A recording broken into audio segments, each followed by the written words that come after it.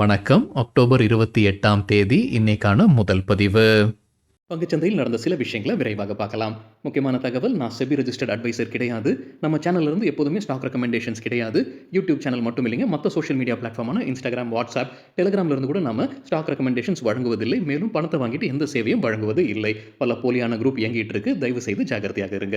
இந்த வீடியோவில் காட்டக்கூடிய அனைத்து கம்பெனிகளும் வெறும் இன்ஃபர்மேஷனல் பர்பஸ்க்காக மட்டுமே முதலீடு செய்யுங்கன்னு சொல்ற வீடியோ கிடையாது. எந்த ஒரு முதலீட்லையும் ரிஸ்க் இருக்கும். ரிஸ்க் புரியாமல் இன்வெஸ்ட் செய்யாதீங்க.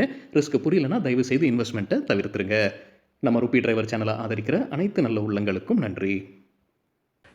சில இண்டிவிஜுவல் ஸ்டாக்ஸ் மற்றும் செய்திகள் விரைவாக பார்க்கலாம். நேற்று அக்டோபர் 27ஆம் தேதி நிஃப்டி 0.6% கூடுதலாக க்ளோஸ் ஆயிருக்கு. ஃபாரின் இன்ஸ்டிடியூஷன் இன்வெஸ்டர்ஸ் 11,800 கோடி ரூபாய்க்கு வாங்கியிருக்கிறாங்க. 11,900 கோடி ரூபாய்க்கு விற்பனை செய்திருக்கிறாங்க. நெட் செல்லர்ஸாக இருக்கிறாங்க 55 கோடி ரூபாய்க்கு. டொமஸ்டிக் இன்ஸ்டிடியூஷன் இன்வெஸ்டர்ஸ் 14,600 கோடி ரூபாய்க்கு வாங்கியிருக்கிறாங்க.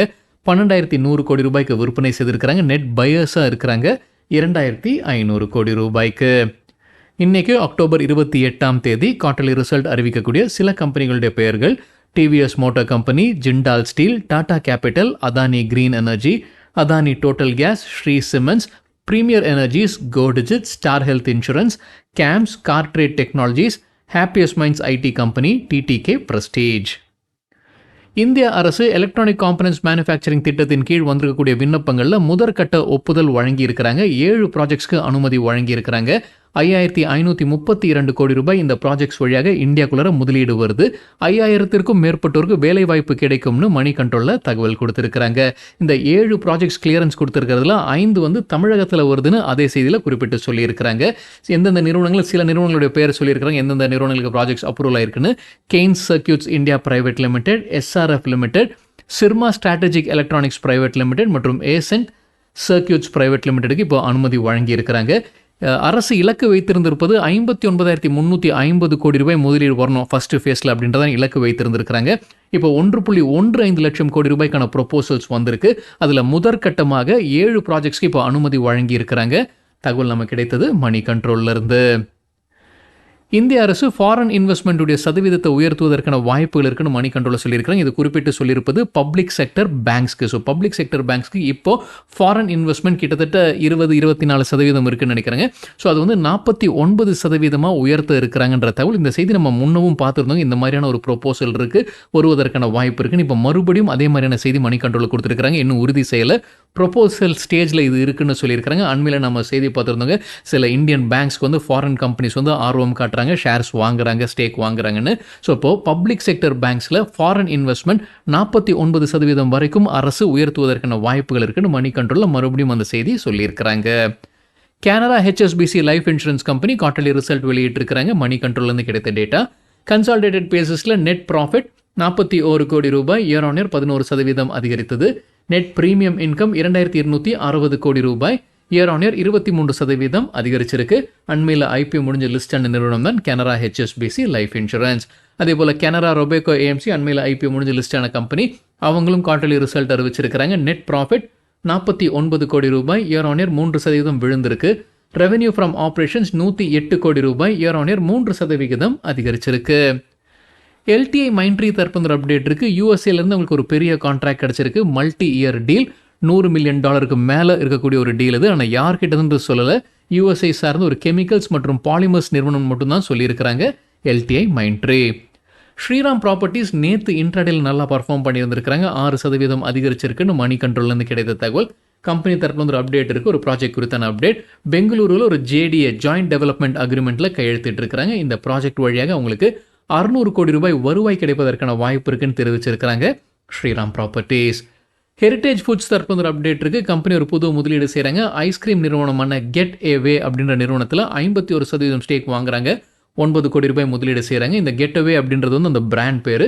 கம்பெனியுடைய பேர் peanut butter and jelly private limited. So இதில் தான் 51% ஸ்டேக் ஹெரிட்டேஜ் ஃபுட்ஸ் வாங்குறாங்க.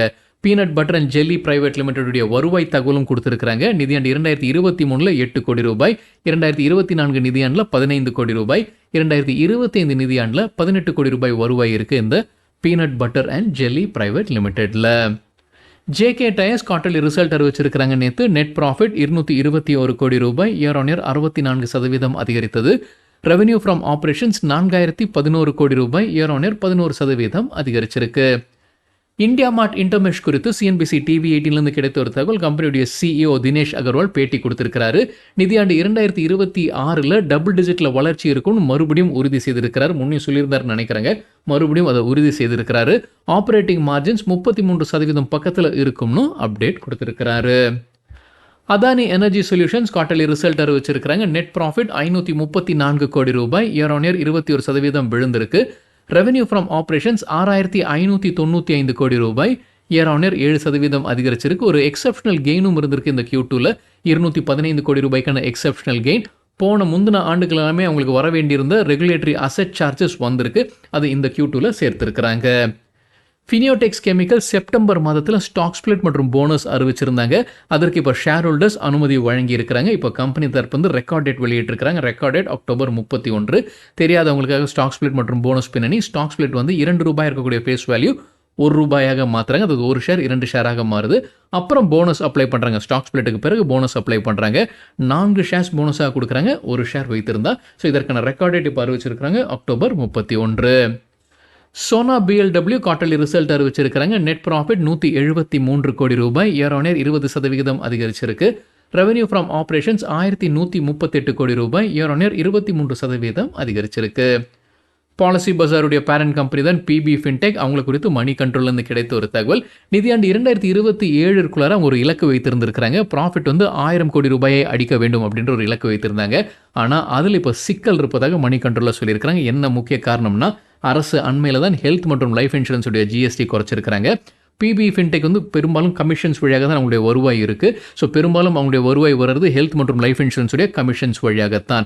ஸோ இப்போ என்ன பாதிப்பு இருக்குன்னா, இப்போ அந்த GST அரசு 0 ஆக்கி இருக்கிறாங்க.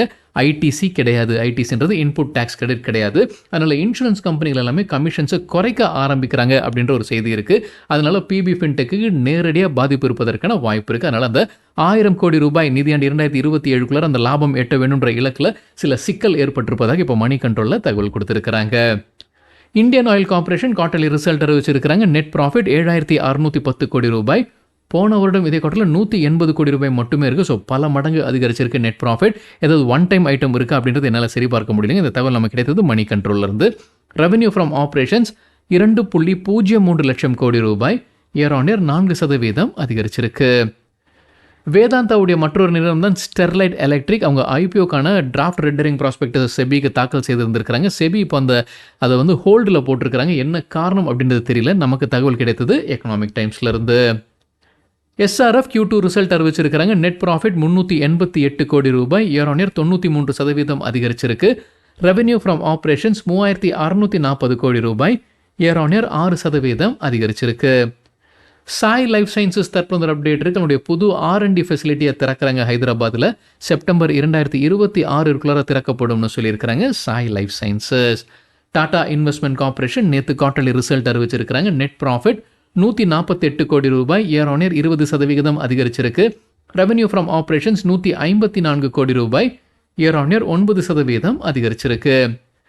இண்டஸ் டவர்ஸ் நேற்று நல்லா பர்ஃபார்ம் பண்ணியிருப்பதாக மணி கண்ட்ரோலில் தகவல் கொடுத்துருக்காங்க. நேற்று இன்ட்ராடேல 4% அதிகரித்ததுன்னு நினைக்கிறாங்க. அதற்கு முக்கிய காரணம் மணி கண்ட்ரோலில் சொல்லியிருப்பது சுப்ரீம் கோர்ட் வோடோஃபோன் ஐடியா குறித்து ஒரு ஆர்டர் நேற்று சொல்லியிருந்திருக்கிறாங்க. அதுதான் முக்கிய காரணம். நம்ம அந்த செய்தி நம்ம முன்னே பார்த்துருந்தோங்க.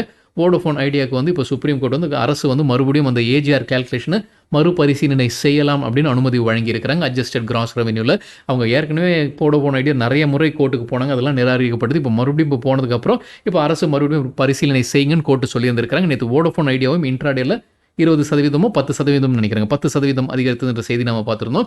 இப்போ இண்டஸ் டவர்ஸும் அதே செய்திக்காக அதிகரித்ததற்கு. ஏன்னா வோடோஃபோன் ஐடியா இண்டஸ் டவர்ஸ்க்கு ஒரு பெரிய தொகை பாக்கியாக வைத்திருக்கிறாங்கன்னு நினைக்கிறேன், கொடுக்க வேண்டியது இருக்குது. ஸோ வோடோஃபோன் ஐடியாவுக்கு பாசிட்டிவாக இருந்ததுன்னா மறைமுகமாக இண்டஸ் டவர்ஸ்க்கும் அது பாசிட்டிவாக இருக்கும் அப்படின்ற ஒரு நம்பிக்கை.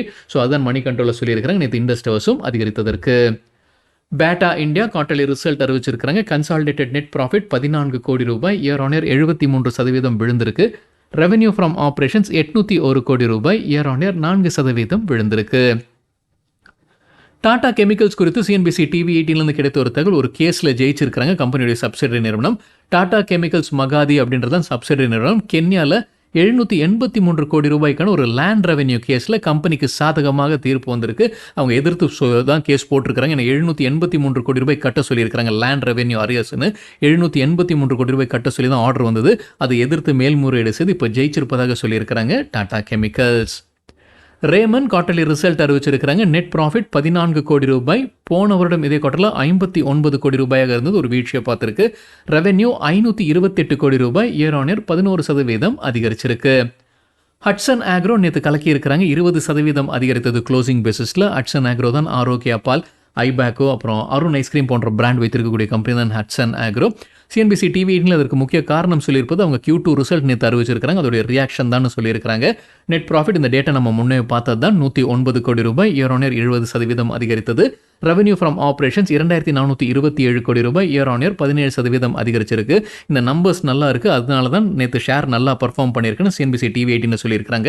இந்த நம்பர்ஸ் நல்லா இருப்பதற்கு ஒரு முக்கிய காரணம் அவங்க சொல்லியிருப்பது, கம்பெனி மில்க் மந்த்ரா அப்படின்ற நிறுவனத்தை வாங்கி இருந்திருக்கிறாங்க. ஸோ அது இப்போ பாசிட்டிவாக வந்திருக்குன்னு சிஎன்பிசி டிவி 18 அப்டேட் கொடுத்துருக்காங்க.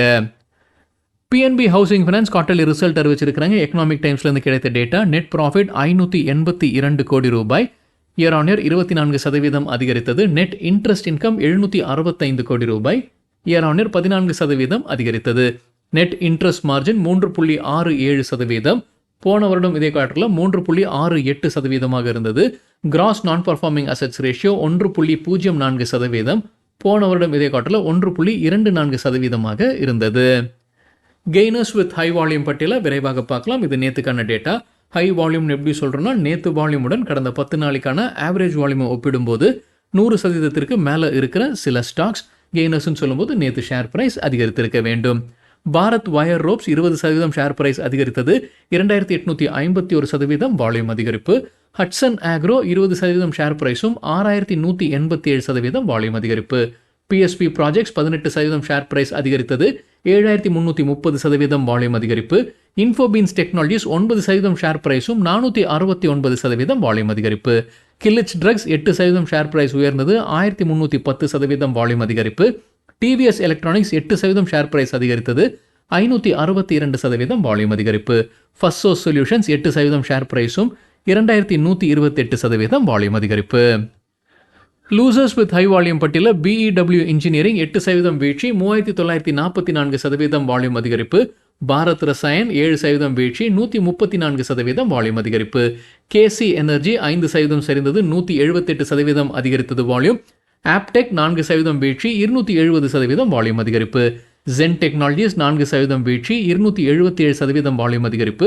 ஆவாத் சுகர் 4% சரிந்தது, 279% வால்யூம் அதிகரிப்பு. சரிங்க, இதுதான் சில விஷயங்கள் என்னுடைய பார்வைக்கு எட்டியது. நன்றி, வணக்கம்.